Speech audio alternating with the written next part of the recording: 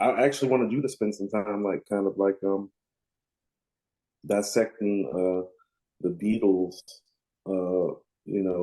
portions of this song that are mentioned, because we are kind of like, putting it with John Lennon's Imagine, Hmm. I which is mean, one of which is one of those songs that once again was indoctrinated in my mind before I was even really familiar with who right. he was. Probably wasn't familiar. I didn't even hear the Beatles till I was 15, 16. Probably wasn't familiar with them until I was 20. But I knew this song from the time I was about five. Yeah.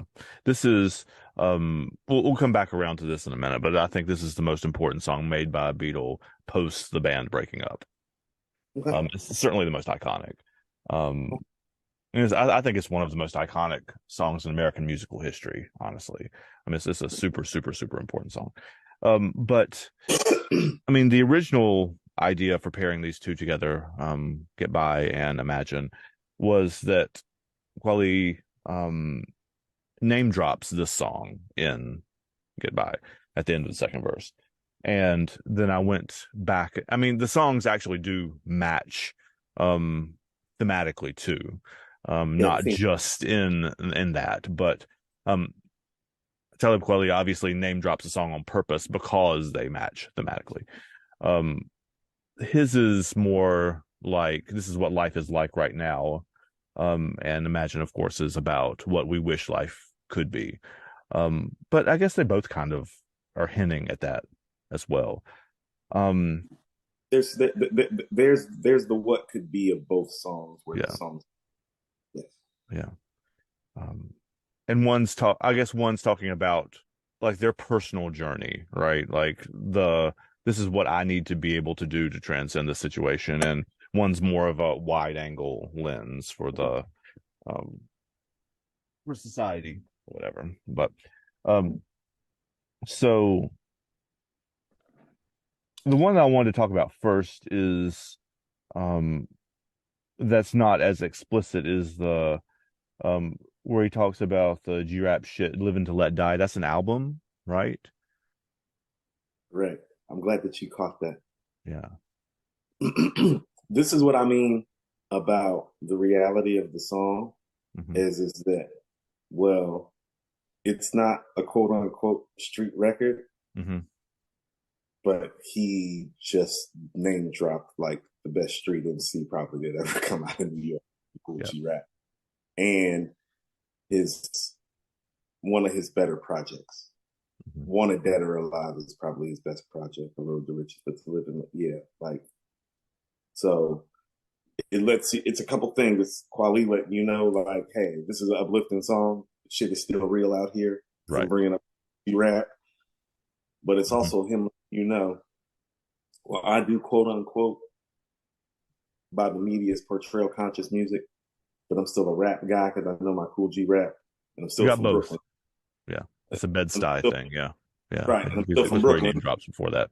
Right, I'm still from Brooklyn, so I know my street stuff. So I know my cool G rap. You know what I mean? That's what I Mhm. mean when I'm saying the record's really not missing everything. It covers everything. Yeah. The point that I was making to go with that though is that I'm sure you know this, but um Live and Let Die is a Paul McCartney song originally. Um it goes back to like the early 70s. It's one of his they asked Paul McCartney to write the theme song for a James Bond movie, which above the same name, Live and Let Die. And so the genius of Quali's line right there is that he's both referencing Cool G Rap and that album, but both of those trace back to one of the biggest songs, one of the other actual biggest songs, post Beatles breakup that one of them wrote too. Um, Guns N' Roses did a cover of it in the early '90s too, but the McCartney version is early mid '70s. So the I mean, obviously live and let die, that idea, um, is threaded through these songs too.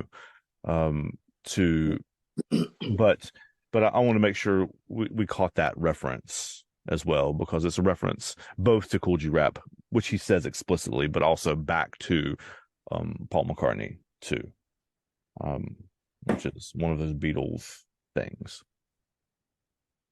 They're everywhere.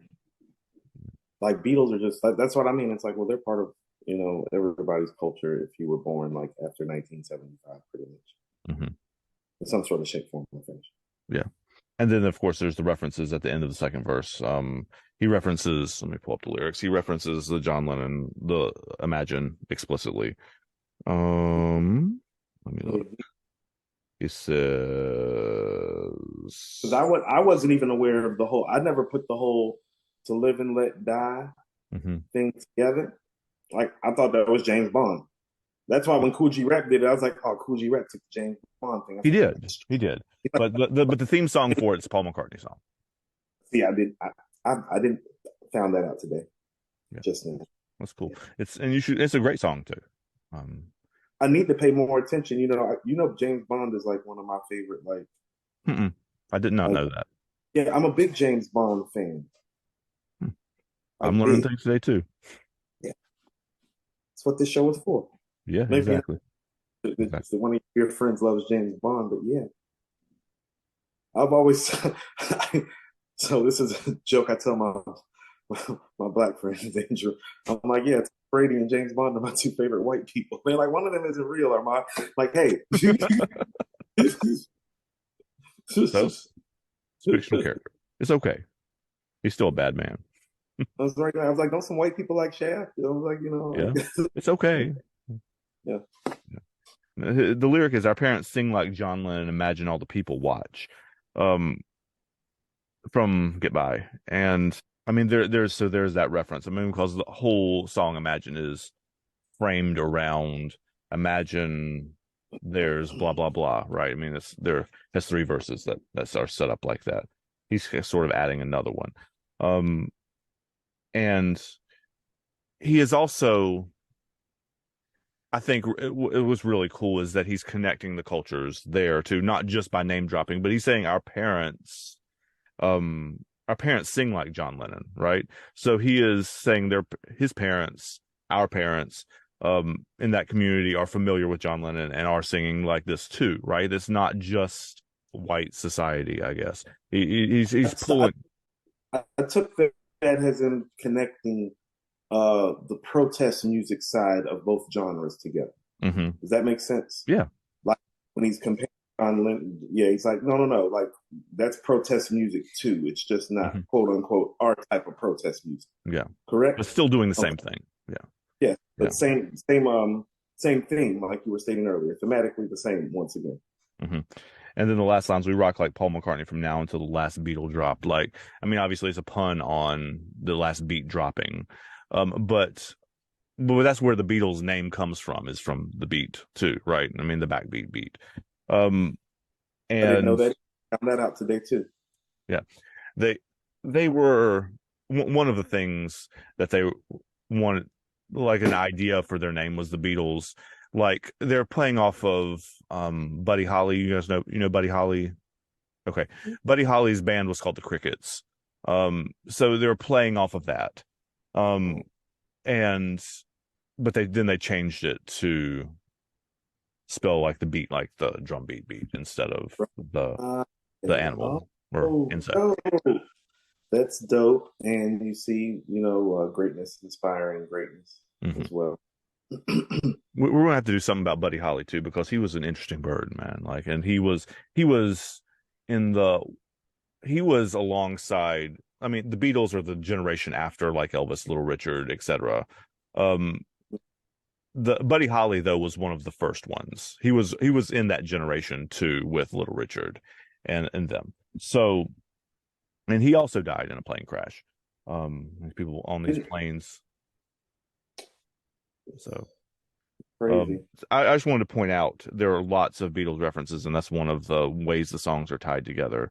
That Talib is like pulling references, and I'm sure he's doing it on purpose, pulling references from those songs to um, to connect the two, even though was not doing it for the purposes of the show. But there are lots of connections between the two.